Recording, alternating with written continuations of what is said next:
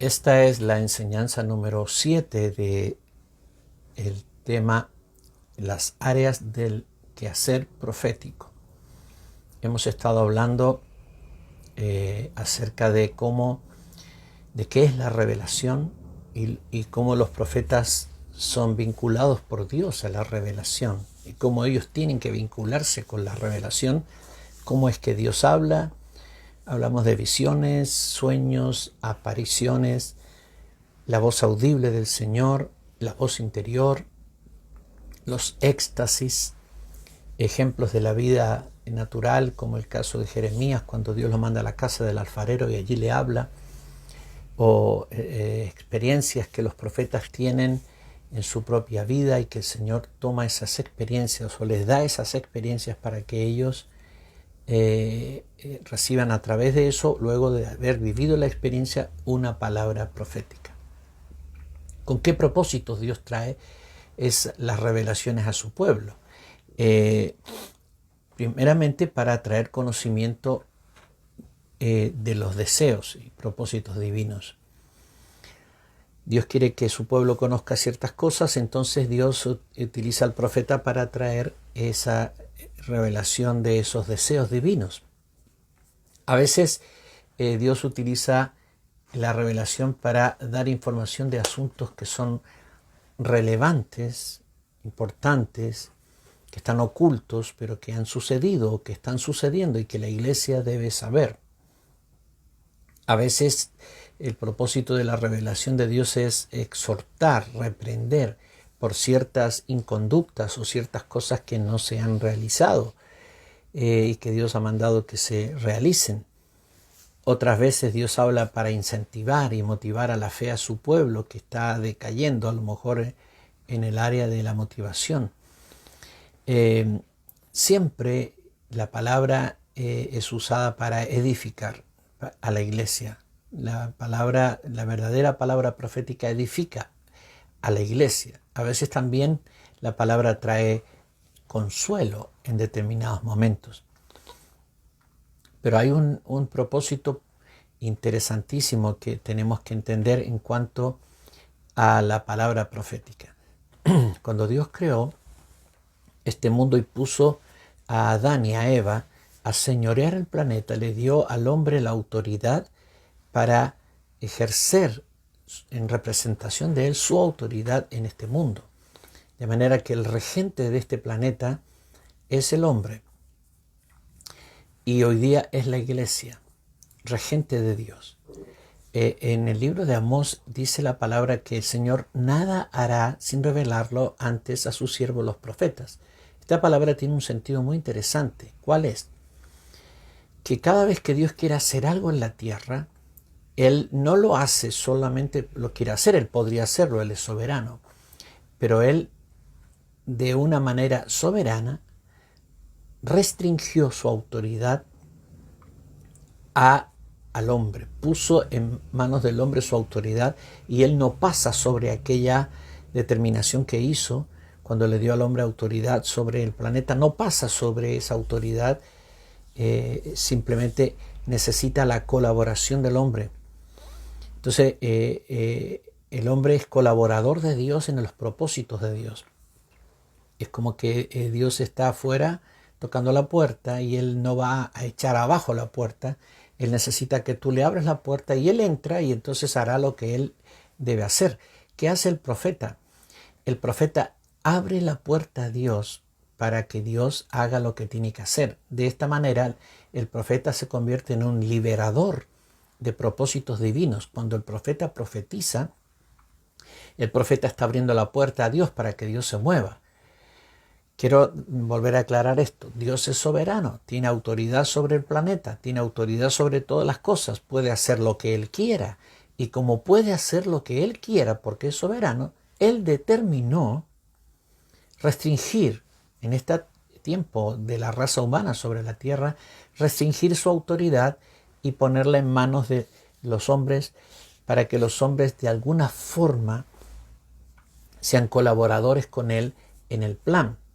No somos títeres de Dios, pero somos colaboradores. Entonces, por eso muchas cosas que Dios quiere hacer no las hace porque el hombre no colabora con él. Dice la palabra del Señor: busqué a alguien que hiciese vallado y que se interpusiese entre mí y la tierra, y no lo hallé, por eso yo destruí. No había un colaborador, no había un socio. Dios busca socios.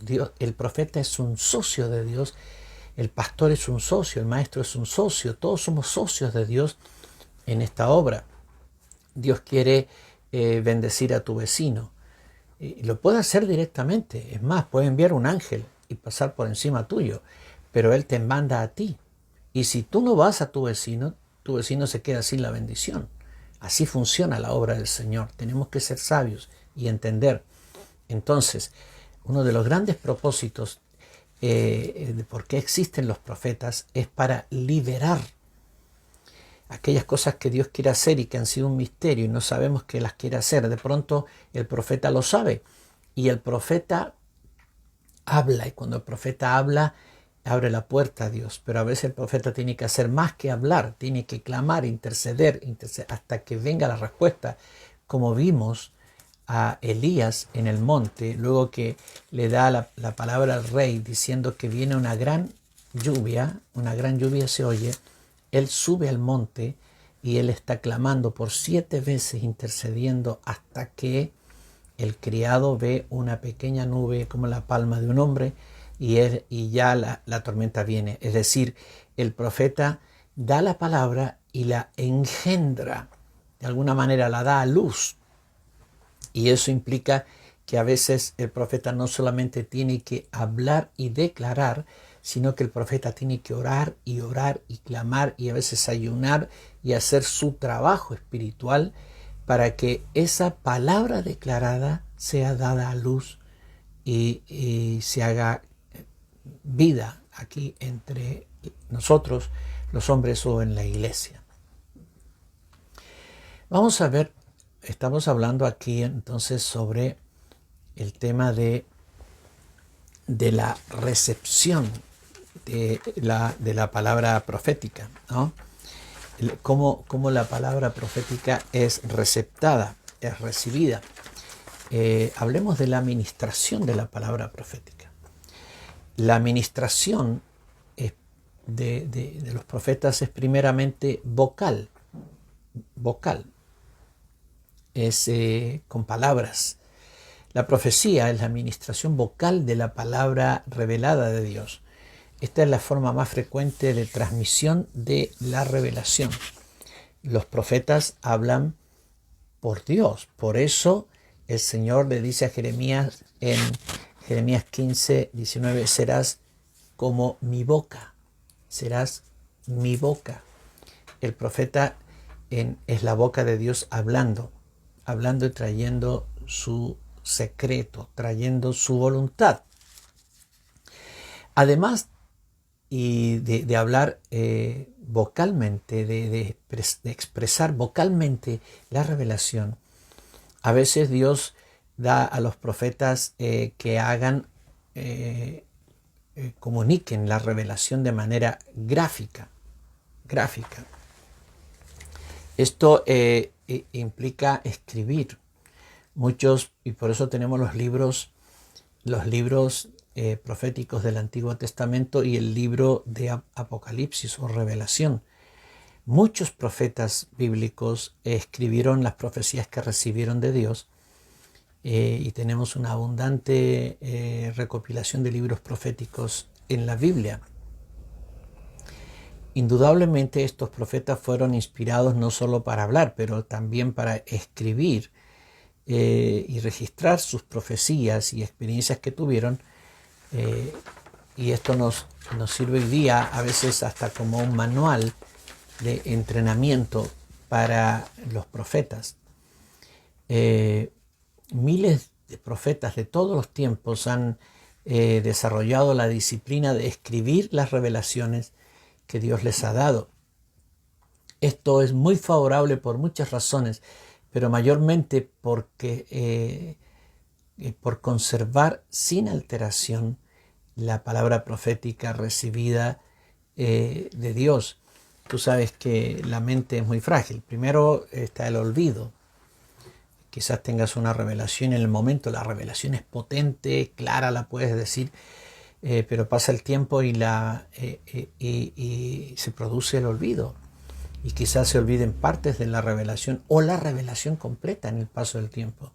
Pero si tú eres un profeta de Dios, ten cuadernos, libros, registra la revelación con fecha, día y hora, lo que Dios te dijo, registra todo lo que se puede registrar, y si Dios te da la interpretación de la revelación, regístrala también, y eso va a quedar ahí, o en tu computador, o donde tú quieras registrarlo, pero eso que es firme, estable. La mente es inestable. Es más, te digo que en el paso del tiempo la mente a veces no es tan fiel. Lo que las experiencias que siguen o las anteriores hacen que se mezclen cosas, y a veces pensamos que estamos diciendo todo lo que hemos dicho, lo que hemos vivido, pero partes las olvidamos y partes la mente recrea. A veces hasta no es que está inventando intencionalmente, sino que los vacíos de información en recuerdo, a veces la mente automáticamente crea lo que supuestamente falta y altera la información. Yo creo que los profetas, además de ministrar vocalmente el rema de Dios, deben escribir para sí mismos. Y a veces también es bueno, si tú tienes una palabra que recibiste en tu casa para alguien, escríbela. ¿Sí? Escríbela. Escríbela, regístrala en tu libro y escribe una hojita, y luego cuando le hables, cuando des esa palabra a la persona a la cual va destinada, dale el papelito con la profecía escrita para que esa persona tampoco lo olvide. Harás un gran bien, ¿no? Estoy hablando de cómo ministran los profetas la revelación. A veces los profetas ven situaciones, figuras, escenas, seres, etc. Todo lo que han visto es rema de Dios. Muchos profetas, además de escribir palabras, dibujan lo que ven. Escriben con palabras lo que han escuchado y dibujan lo que han visto, y además interpretan todo lo que recibieron, y a veces todo eso debe recibirlo alguien, el destinatario. A veces eso es para una nación, o si es para una nación, pues queda para ti, para orar con otros profetas. Si es para una iglesia en particular, el pastor debiera recibir aquello, todo lo que puedas aportarle, sea vocal, gráfico, sea un dibujo, y la interpretación que Dios te ha dado. Como profeta tienes una responsabilidad de hacer tu tarea lo más excelentemente posible y lo más completa posible. No solamente es hablar, pero por eso digo, tenemos aquí el ejemplo de los profetas bíblicos, que ellos hablaron y escribieron. Y vamos a ver otras cosas más que los profetas hicieron en cuanto a ministrar la palabra profética, a cómo administrar ese tesoro que es la palabra profética. La palabra profética, la revelación de Dios, es un tesoro. Nadie debe tomar la administración de este tesoro livianamente. Yo soy profeta y yo lo dije, listo, ya, no. Sé seria, sé serio. Como los predicadores, nosotros trabajamos en hacer nuestros mensajes, y cualquier predicador te va a mostrar libros y libros y libros y cuadernos de mensajes que ha escrito. Hoy día también usamos el medio audiovisual, queda grabado. Así también con la palabra profética. Haz tu mejor trabajo. Recuerda que lo que administras no es tuyo, es de Dios, y debes hacerlo bien y debes hacerlo excelentemente para la gloria del Señor y para la mejor edificación del reino de Dios.